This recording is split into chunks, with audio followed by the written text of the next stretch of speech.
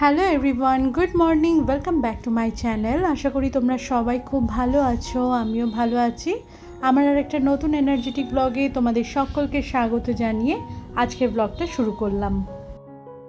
আজও ভোরবেলায় ঘুম থেকে উঠে ঘরের বাসি কাজকর্ম কমপ্লিট করে নিয়ে স্নান করে পুজো সেরে একটু স্কিন কেয়ার করে নিয়েছি। মাথার চুলটুলগুলো ভালো করে আঁচড়ে নিয়ে এই ঘর সংসারে কাজে হাত দিলাম। আগে এসেই রান্নাঘরে কাউন্টার টপটা ভালো করে মুছে পরিষ্কার করে নিয়ে একটুখানি ডাল ভেজে নিলাম। আজকে বৃহস্পতিবার, নিরামিষ রান্না হবে। প্রত্যেক বৃহস্পতিবারে যে নিয়ম করে নিরামিষ খাই তা নয়, তবে আজকে নিরামিষ বানাবো ঠিক করেছি। গতকালকে ওই আমুদি মাছের বেগুন বড়ি দিয়ে তো ঝোল বানিয়েছিলাম, দুদিনের জন্য রাখা ছিল। সেটা গতকাল তো খাওয়া হয়েছে, আর একটা বাটি আগামীকাল খেয়ে নেওয়া হবে। আজকে বানাবো ওই মুগের ডাল, বেগুন ভাজা, একটু পাঁপড় ভাজা করব, আর আলু পটলের তরকারি। গতকালকের একটুখানি ভাত রয়েছে, সেটা সকালে জলখাবারে বাবুকে দিয়ে দেবো বলে তাড়াতাড়ি রান্নাঘরে আগে এসে ডালটা বানিয়ে নিলাম, আর সাথে 4 টুকরো বেগুনও ভেজে নিলাম। তো এই তো আমার ডাল বেগুন ভাজা রেডি। বাবু বাড়িতে এলে পরে ভাতটা গরম করে ওকে খেতে দিয়ে দিতে পারবো। আজ সকালে দিনটা শুরু করেছি 1 গ্লাস গরম জল, 4টে খেজুর আর আমন্ড বাদাম দিয়ে। বাবু সেটা খেয়ে বেরিয়েছে, আর মামাম এই মুহূর্তে স্নানে গেছে। বাবুর জন্য তো ভাত আছে, আমার আর মামামের জন্য বানাবো সুজির উত্তাপাম। সুজির প্যাকেটটা কাটলাম। যেটুকুনি সুজি দিয়ে আজকের জলখাবারে উত্তাপামটা বানাবো সেটুকুনি রেখে দিয়ে বাকি সুজিটা শিশিতে ভরে নিয়ে ফ্রিজে রেখে দিলাম। এরকমভাবে ফ্রিজে রাখলে পরে সুজির মধ্যে কিন্তু আর পোকা ধরে না।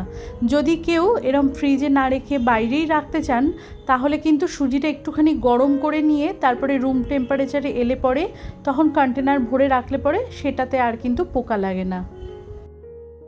এই উত্তাপাম বানাতে হলে অনেক রকমের সবজি দেয়া যায়, তবে আমি দিয়েছি টমেটো, পেঁয়াজ আর কাঁচা লঙ্কা। Yellow and red bell pepper আছে, ক্যাপসিকাম আছে, সেগুলো দিলেও কিন্তু মন্দ লাগে না, তবে আমার ঘরে নেই তাই আমি দিইনি। সুজির মধ্যে পরিমাণ মতো জল, টক দই আর সামান্য পরিমাণে নুন দিয়ে 10-15 মিনিট ভালো করে মাখিয়ে একটু রেস্টে রেখে দিয়েছিলাম।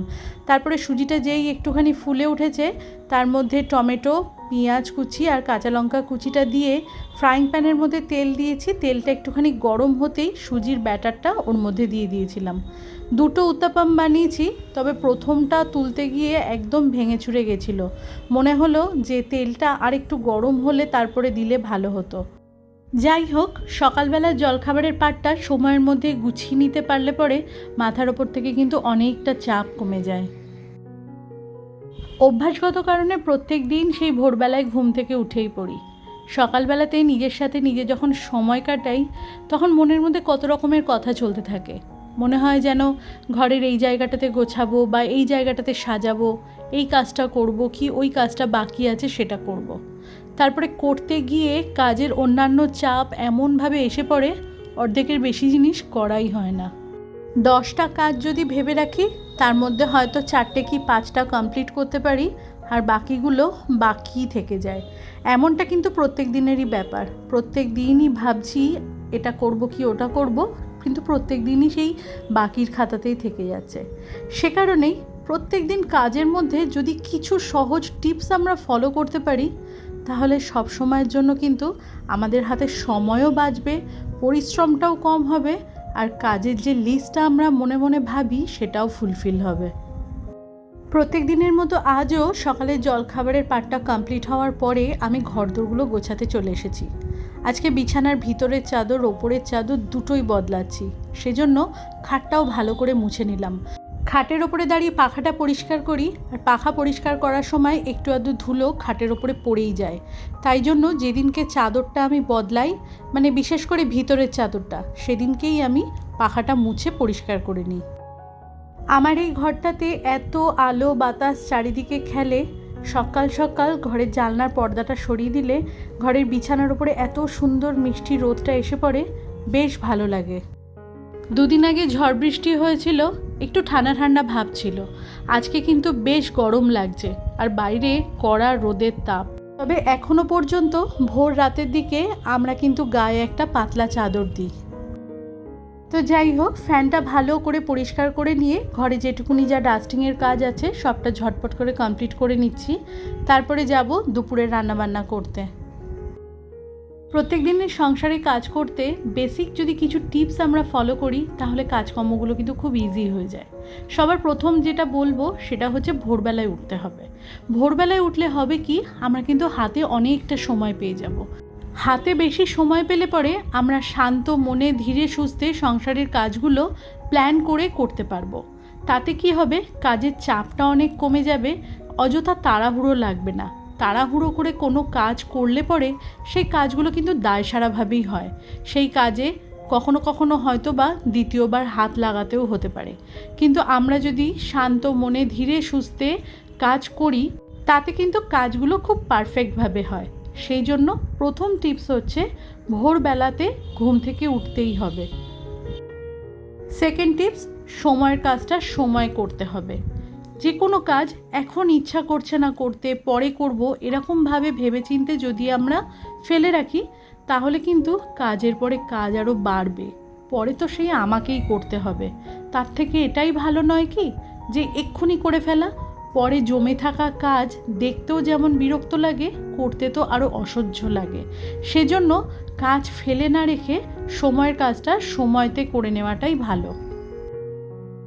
তৃতীয় টিপস, অনেক সময় আমাদের হয় কি, কাজ করতে করতে আমরা ভীষণ বোর ফিল করছি।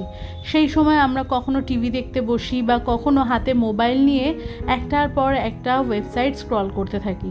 সময় তো আর দাঁড়িয়ে থাকবে না, সে তো তার নিজের গতিতেই চলবে। যখন আমরা খেয়াল করি তখন দেখি অনেকটা সময় পেরিয়ে গেছে। তখন কি হয়, এইটা হলো না কি ওইটা হলো না, কাজগুলো বাকি পড়ে যায়, কাজগুলো কমপ্লিট করতে পারি না, অযথা তাড়াহুড়ো লাগে।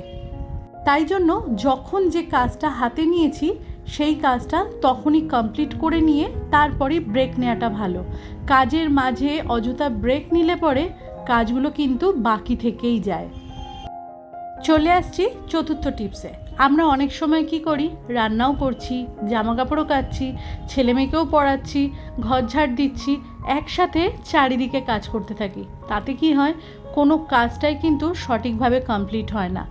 যখন কাজ করতে লাগে তখন একটা কাজ পুরোপুরি কমপ্লিট করে নিয়ে তারপরে দ্বিতীয় কাজে হাত দেওয়া উচিত।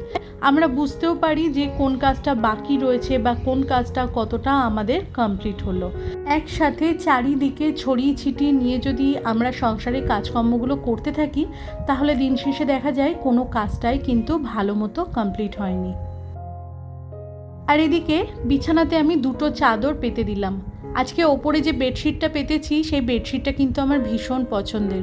আগে একটা দিন তোমাদেরকে বলছিলাম না যে বিছানার চাদর আমি সব সময়তে পছন্দ করি বালিশের কভারের সেট থাকলে পরে তবে এক একটা বিছানার চাদরের প্রিন্টটা এত সুন্দর হয় যে বালিশের কভারের সেট না থাকলেও আমি কিনে নিই। আজকের এই যে বেডশিটটা আমি পেতেছি সেটা হচ্ছে ঠিক সেরকম। চাদরের প্রিন্টটা এত সুন্দর, আর গরমকালে এরকম ধরনের চাদর পাতলে এত স্নিগ্ধ লাগে, হাঁসফাঁস করা গরমের মধ্যে মনটা কিন্তু এক চুটকিতেই ভালো হয়ে যায়।